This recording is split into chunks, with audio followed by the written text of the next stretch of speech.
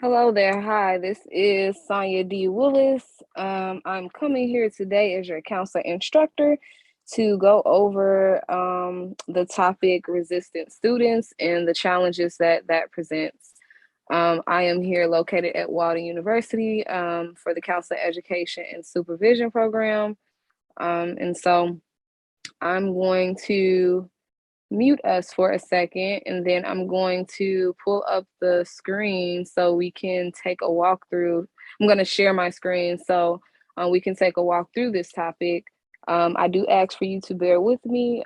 This is a journey. This is a learning process for us all, right? And so I would definitely like to make this experience teachable and learnable for all of us. So give me one moment to mute my screen so I could pull up and share my screen with you.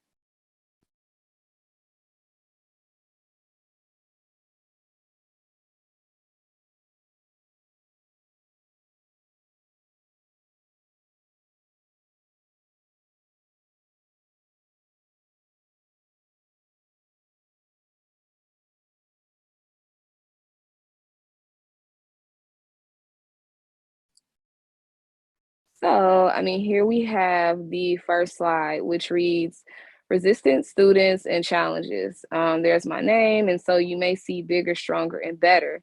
And so I have that quote there because it just means that we want to make bigger, stronger, and better clinicians, right? We want to make those skills pronounced. We want to practice awareness, and we want to sharpen in our skills. And so knowing information about resistance and like what that presents in the classroom, having that awareness can definitely help us understand the impact of it all and how that changes perspectives and changes those, our perspectives in those different roles. So that brings me to the next slide, which is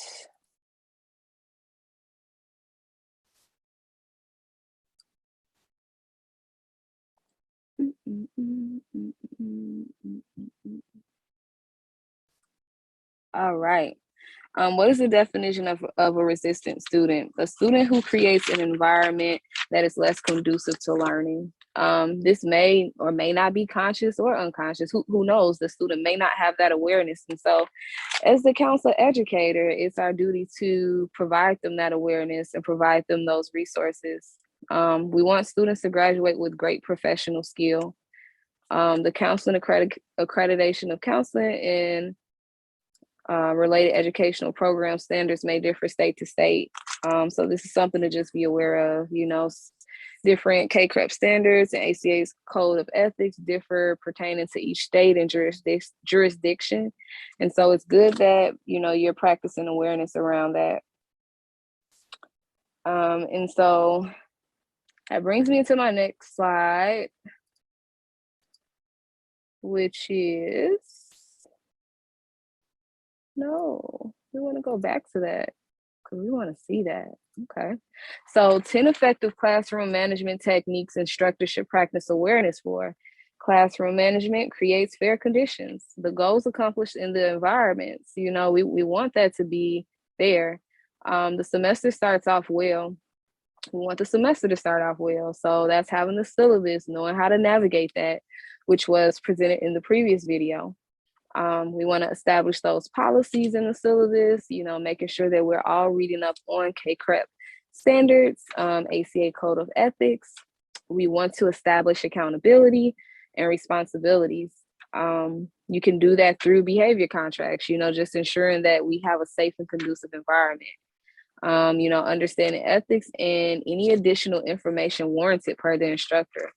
You see that Warmer at 2010, that citation down there. And so ultimately that research just reflects, what makes a classroom effective, and safe and conducive. And so these are some of the techniques that create those favorable conditions. And so that brings me into my next slide,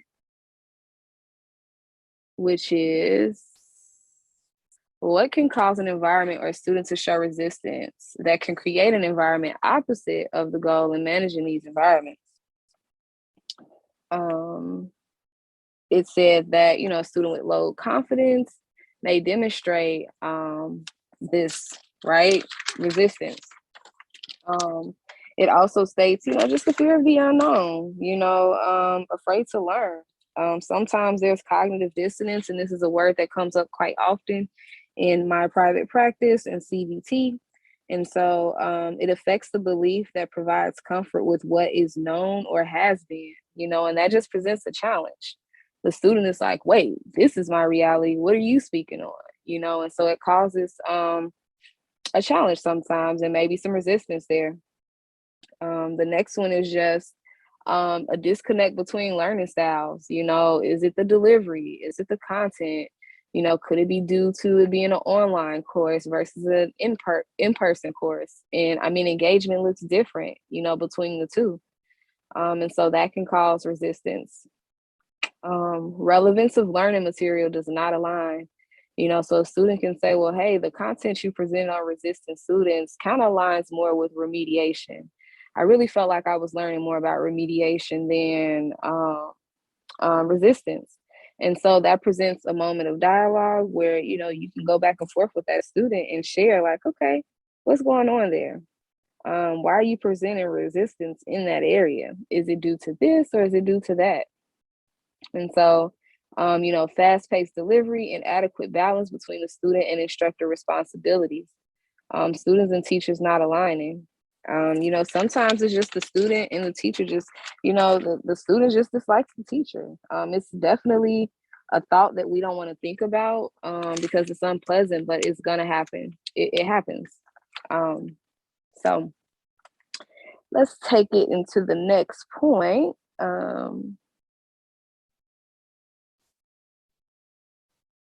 Which is Mikichi and Savinky of 2014. Instructors can't completely fix the problems resistance presents, but can manage with the correct tools. Instructors are encouraged to find the root of the cause and try to justify why, along with whatever supports the growth for the student showing resistance in that area. Like, why are you presenting this information? How is this going to help me? And so it's the instructor's duty to make sure that is well understood.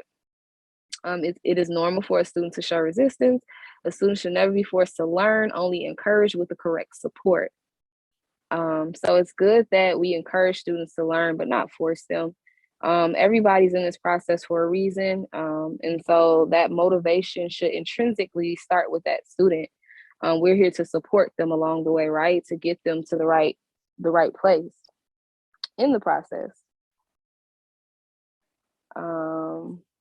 Teachers can't, like I said, can't completely fix the problem.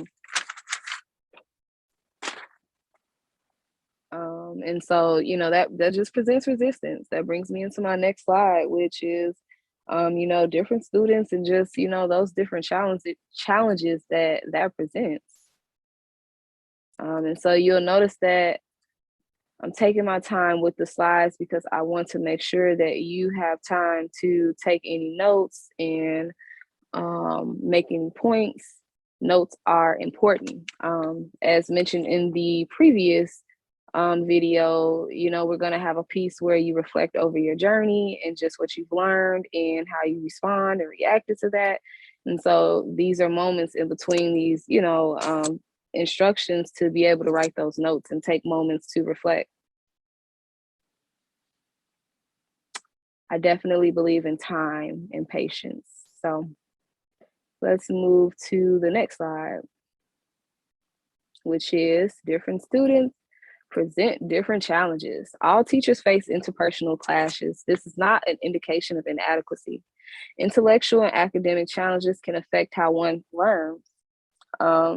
Students may challenge the professor. Attitude really determines like what's the intentions of that. We want to know what was that student's motivation. And I mean, these moments become teachable not only for the counselor educator, but for the adult learner, the student. Students should be encouraged to challenge perspectives respectfully. This helps grows analytical reasoning. Students should be able to challenge the professor. That helps us grow. But also it's just being aware of having that information and having the right resources to back that up. And so I believe in allowing people to back up their premises, and that's okay. Um, Instructors are encouraged to listen, remain thoughtful in reflection, respect people are different, and show willingness to compromise. It shouldn't never be a control issue, a power issue. It's all about compromise. How do I get you to learn? How do we get to the next step? What do you feel like I need to learn in my position? But still understanding that there is teacher authority, right? But still showing that compromise. And that teacher's authority brings me to my next slide. It's just you being prepared and understanding that your goal is to teach the student, not to reprimand, but to teach the student.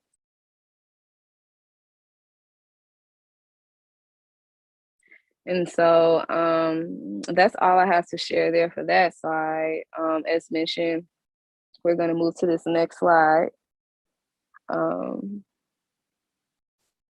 which shows us that what happens when met with these differences, right?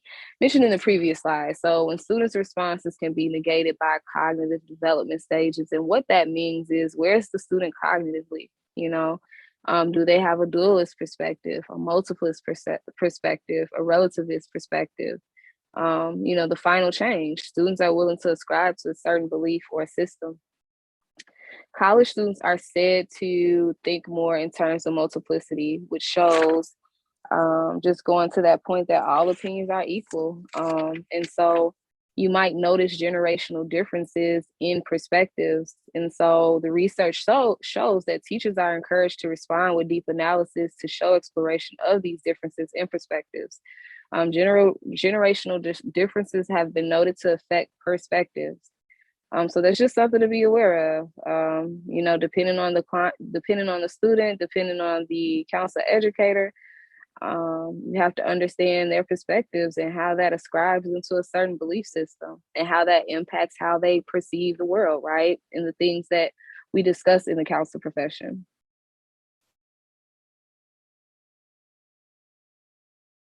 Okay. Pros and cons to generational differences. That just brings me back, back to that point that I made there. Um, millennials are seen as hardworking and to attain successes and goals in life. This is just a perspective of these generational differences. The way millennials see life is very well installed in a mindset that contributes to determination, which affects how they feel and in turn how they think about the world and respond to it behaviorally. Students should see these perspectives modeled and navigated. This shows how to cope and be transparent when people with differences and perspectives appear. And I mean, it will happen. Everybody doesn't always agree, and that's okay. It's just showing respect.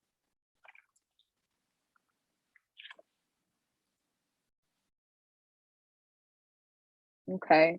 Different needs for different students. Students can be underprepared and struggling with the course, and you may ask why, or how. And I mean, this presents resistance, right? When you notice a student is struggling or underprepared. It can be due to the lack of prior knowledge, not having the right course, or just transitioning to a different form, right? Versus being in person and configuring to online courses. I mean, it takes a transition and a process. Also lack of the student applying themselves and having the correct prerequisites. These are moments that instructors should be aware of and bridge gaps, by giving the students the necessary information and resources to further that skill or knowledge. How do I get you prepared? How do I get you from struggling to thriving? So what necessary information and tools do I need to provide to that student? And that brings me to my next point. Teachers can measure that skill and growth within the student later in the course through assessment or program evaluation. That's when you can see like, hey, did this really make a difference?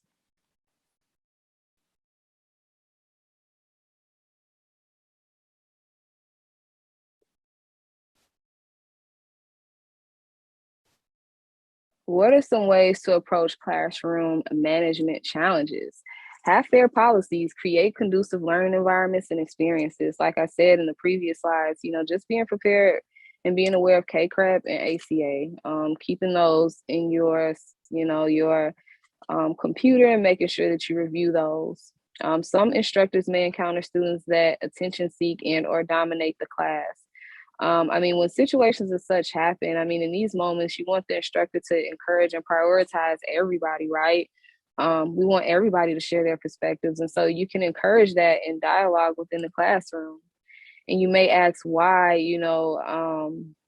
this causes a challenge. I mean, dominating and attention seeking students may intimidate others by making the learning environment less conducive, which is not the goal. The students who resist even further in the moments of reflection may be seen as uncivil, coming off rude, empathetic, and disruptive to the learning environment.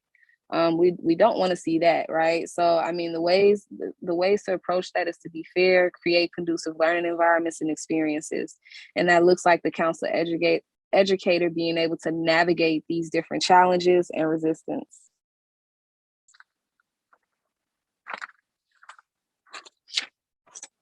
So, although dominating can be influential, it can also be intimidating. So, I mean, it's just strength based, knowing how to have that student understand their strengths, but as well as the strength of community. And so that brings me to my next slide.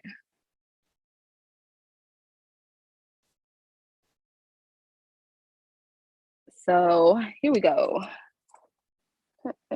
Spec 2015 noted students who are called out for uncivilness may have a bruised ego. What can be learned from this? As mentioned previously, teaching authority, you just want to help the student learn effectively. So if we're having a challenge, if we're having resistance, let's show respect to that and figure out how do we get this student to be of professional demeanor that reflects civility.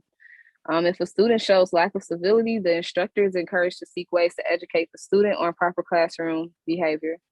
Teaching pedagogical techniques assure teaching authority and intention. So that's a typo. Please forgive me. We make mistakes, and I just want to be transparent in this process. And that brings me to my next point. Different challenges instructors face. So 1 is unprepared students, 2, inattentive students, 3, emotional challenges in students. As mentioned, ways to approach these challenges is try to understand why the student is angry, show care and concern, understanding, listen carefully and respectfully, free from bias, but curiously. Show rationales and dialogue for why you understand or why you feel the way that you feel. Point out sound judgments in that student. We want to show strength-based approaches. We want to be transparent. We want to revisit those topics with newfound information. We want to share ways that the student can navigate grievances. So as mentioned in the syllabus, how do you grieve that? How do we have a conversation about my grade felt this way or I felt this way? How do we proceed with that? And so that's in the syllabus. And you want to always calmly reiterate, not all people agree respectfully, and that's okay. We can share dialogue on that and agree to disagree respectfully, right?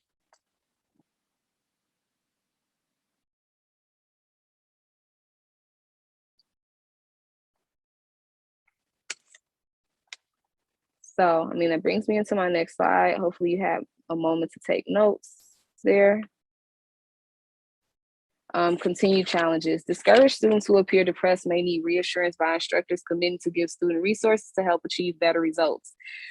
So that looks like saying like, hey, Sam, I, found these techniques and I feel like this would work wonderful with you understanding grammar. Or hey, like if you gave it more time and maybe plan, let's walk through a planner. How do you manage your time? Or here are some documents on that. Or here's a therapist, to talk to. Having lack of support can create self-doubt and other emotional reactions. Some of these emotional reactions may appear as substance abuse and or emotional outbursts that are disruptive to the learning process. If an instructor suspects psychological concerns, they should be encouraged to seek therapy, professional help. Both that counselor educator, right, and that student. We want all our parts and roles to always be managing ourselves. And so if we notice anything of such, it's good that one or the other indicates that, right? And so like that presents challenges and resistance. And we want to make sure that we're not creating that, we're diffusing that. Which brings me to my next topic, my next slide.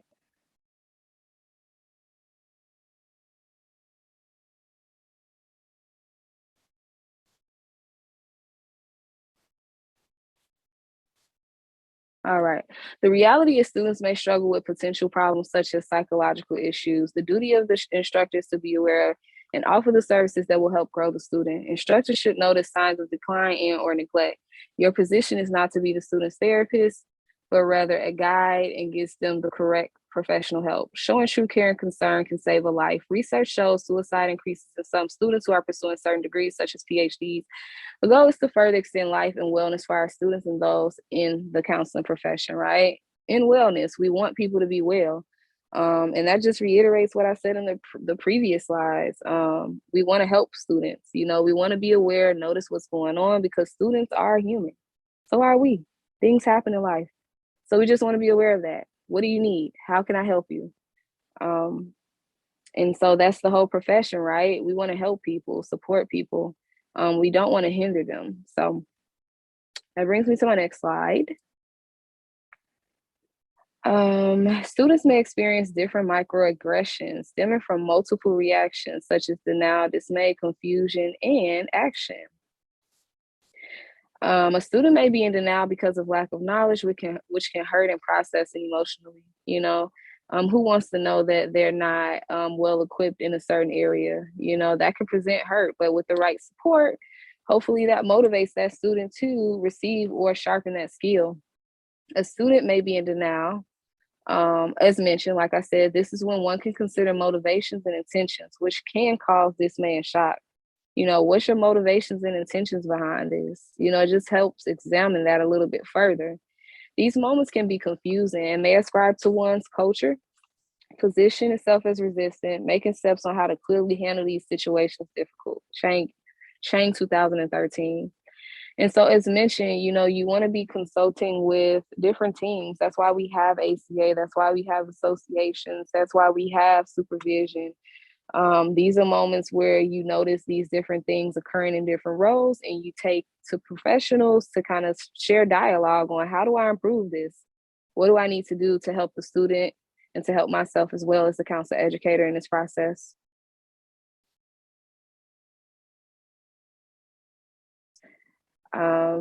So that brings me to the next point. This may cause some challenges in the classroom, you know, some resistance. And so challenges recognizing and managing countertransference. Countertransference looks like a lack of emotional regard and reaction, personal conflicts. The instructor should consult with other instructors, as I mentioned, you know, through those associations, through collaborations and networking, to further educate and understand perspectives. The instructor should maintain professional thinking, think before responding, build rapport with students, know their values, be empathetic, seek formal training about countertransference to manage such situations appropriately. So, I mean, that may look like, you know, attending those different ACA conferences or just attending to your CEUs, right? In the profession, you know, seeking extra training on niches and just different things that are expected of us in our different roles. And that brings to my next slide.